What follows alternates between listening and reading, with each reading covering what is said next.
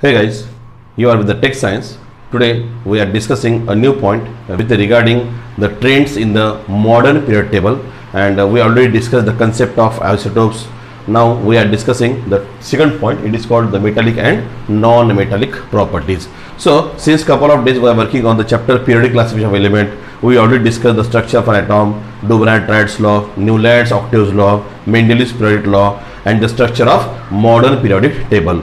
So what about the periodic trends, especially in the modern periodic table? So we are discussing yesterday or in the last lecture we have the concept of isotopes, and today here we are discussing a new point, and that is what the regarding the metallic and non-metallic properties, especially found in a group as well as in a period. So we have a comparative study of both of these. Okay, let us consider in any period you found there are the sum of like same concept you found, the same pattern you found in every period of the modern period table. As a student of 12th standard or the 10th standard, you must remember at least one of the period to decide the metallic and non-metallic properties. And here we have the third periodic row, or it is from the modern period table. Just I am writing the names of these. For example, the first one is called sodium, second one magnesium, third one aluminium, silicon, phosphorus, sulfur, chlorine, and argon. So this is what the third modern periodic, periods of the modern periodic table. Generally, here you found exactly in the middle there is a metalloid. A zigzag line is there in a modern periodic table, and that zigzag line on the border of that you found the metalloids are there. So exactly here it is a metalloid. This is what the inert gas element, it is called argon. And left side of this modern period table we have all the metals, and right side of the modern period table these are the non-metals. Now how can you categorize this, or how can you decide what about the metallic and non-metallic properties of these? So let us consider the electronic configuration along with the atomic number. For example, the sodium having the atomic number 11, magnesium 12, aluminium 13, silicon 14, phosphorus 15, sulfur 16, chlorine 17, and argon is 18.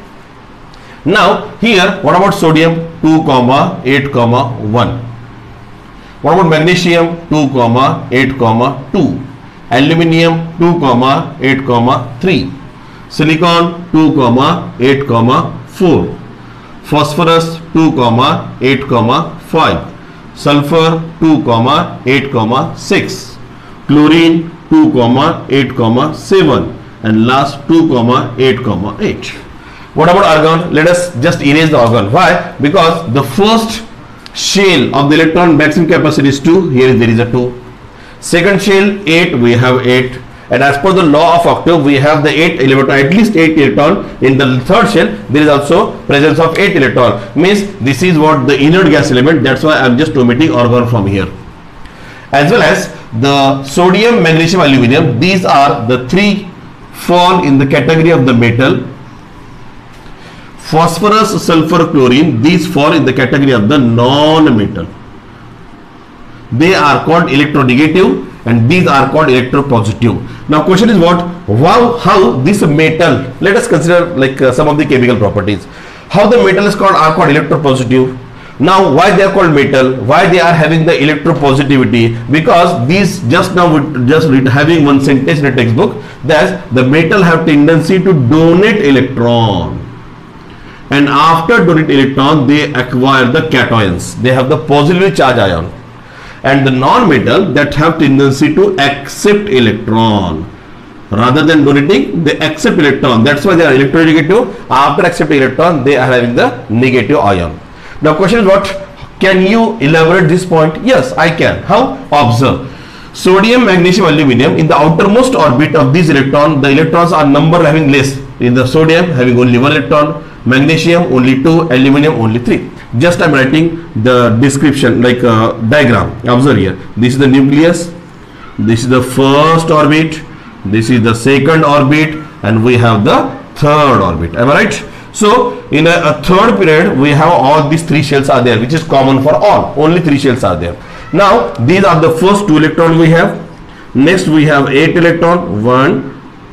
2, 3, 4, 5, 6, 7, 8.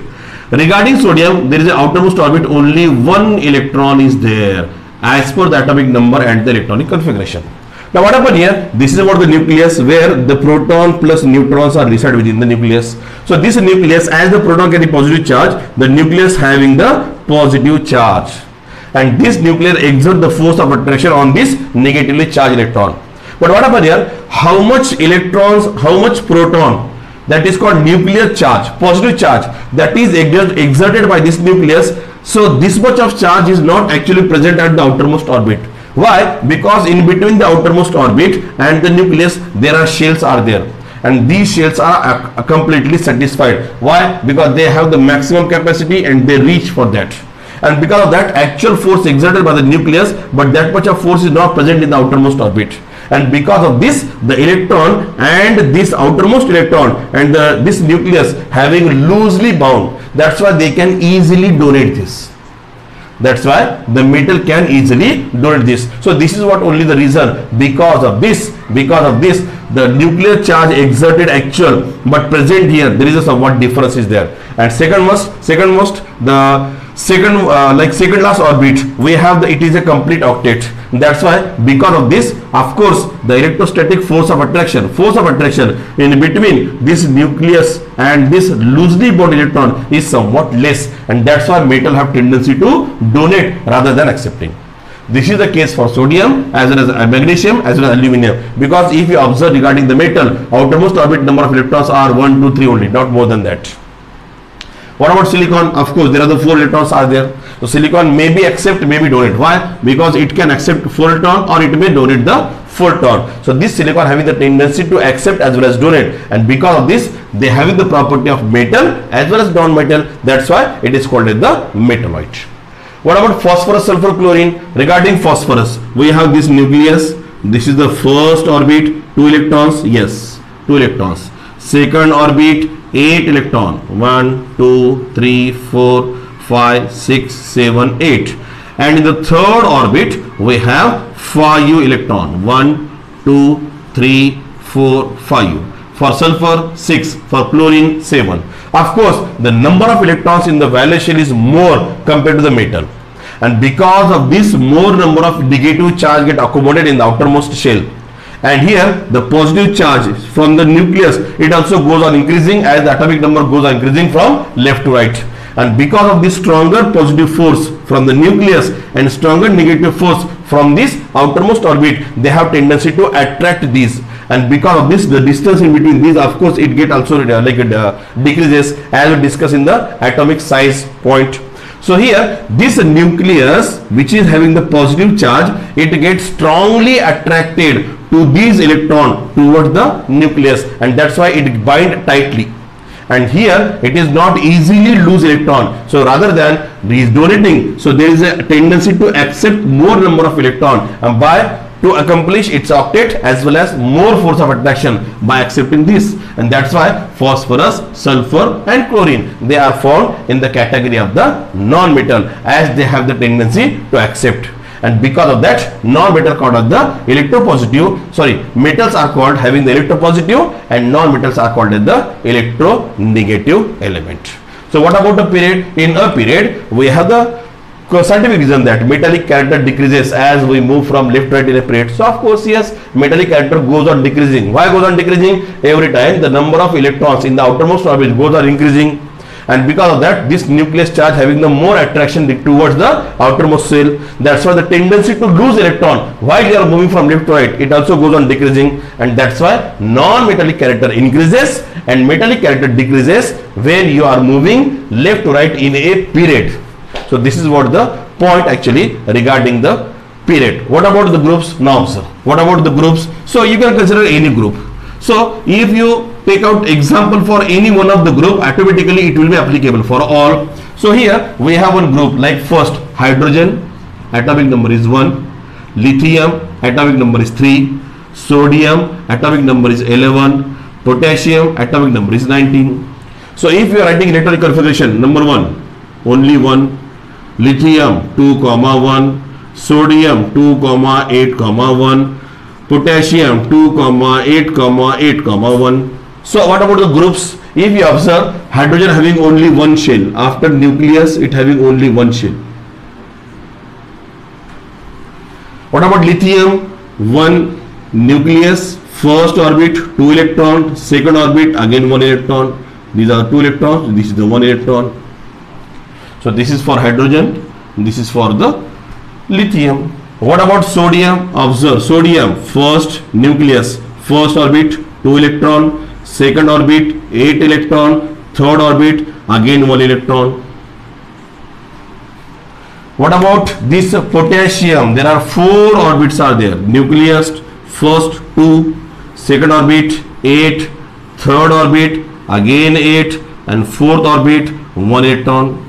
So if you are moving down in a group from top to bottom, what do you observe? We observe that at the first time only 1 shell you have, second time you have 2 shells, third time we have the 3 shells, fourth time we have the 5, and so on.